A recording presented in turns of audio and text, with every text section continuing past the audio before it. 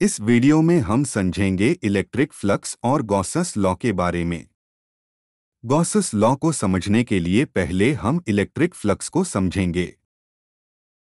चलिए समझते हैं इलेक्ट्रिक फ्लक्स के बारे में। Electric flux is the total number of electric field lines crossing through given surface area. किसी सरफेस से पास होने वाली इलेक्ट्रिक फील्ड लाइंस का टोटल सम इलेक्ट्रिक फ्लक्स कहलाता है। एनिमेशन में हम देखते हैं कि कुछ इलेक्ट्रिक फील्ड लाइंस एक रेक्टेंगल सरफेस से पास हो रही है जो कि एक ओपन एरिया है। हम इस रेक्टेंगल एरिया को छोटे छोटे स्मॉल एरिया में डिवाइड करते हैं और हर एक का साइज डी ए मान लेते हैं। डी ए को हम डिफरेंशियल एरिया कहते हैं।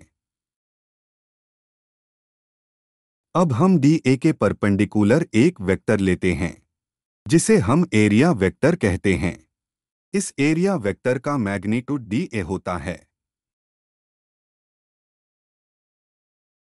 डी ए से पास होने वाली इलेक्ट्रिक फ्लक्स को हम डी फाई से डेनोट करते हैं और इसे डिफरेंशियल ऑफ फ्लक्स भी कहते हैं। Differential of flux electric field और एरिया वेक्टर के डॉट प्रोडक्ट के बराबर होता है। डी फाई को सिंप्लीफाई करने पर हमें कोस एंगल मिलता है जो कि इलेक्ट्रिक फील्ड और एरिया वेक्टर के बीच का एंगल है।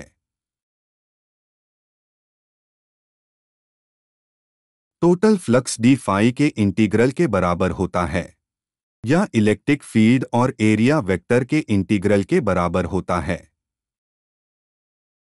चलिए अब देखते हैं कि इलेक्ट्रिक फ्लक्स गॉस लॉ से कैसे रिलेट करता है। एनिमेशन में हम देखते हैं कि एक पॉजिटिव चार्ज को एक स्फीयर के सेंटर में प्लेस किया गया है। इस स्फीयर का रेडियस r माना गया है। अब हम इस स्फीयर पे एक small area D A consider करते हैं। इस एरिया का एरिया वेक्टर सरफेस के परपेंडिकुलर है, साथ ही रेडियली आउटवर्ड है। इलेक्ट्रिक फील्ड जो चार्ज के थ्रू जेनरेट हो रही है वो भी रेडियली आउटवर्ड है। इसका मतलब एरिया वेक्टर और इलेक्ट्रिक फील्ड की डायरेक्शन स्फीयर के हर एक पॉइंट पे सेम होगी और उन दोनों के बीच का एंगल 0 होगा।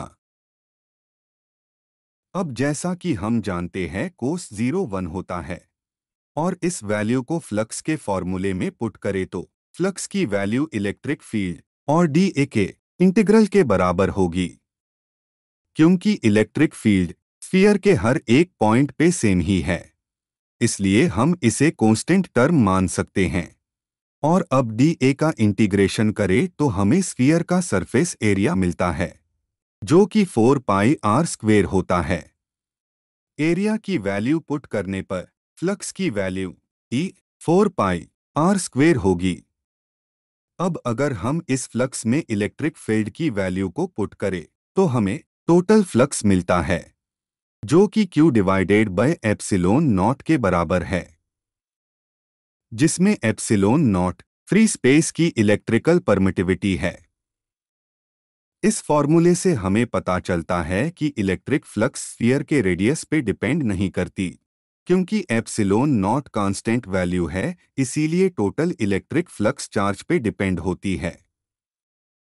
इसी इक्वेशन को हम गॉसस लॉ कहते हैं और इस इक्वेशन से गॉसस लॉ कुछ इस तरह डिफाइन करेंगे। Gauss's law state that the electric flux going through a closed surface is the sum of all charges Q inside the closed surface divided by permittivity of free space epsilon naught. Thanks for watching. If you like this video, subscribe our channel for more videos.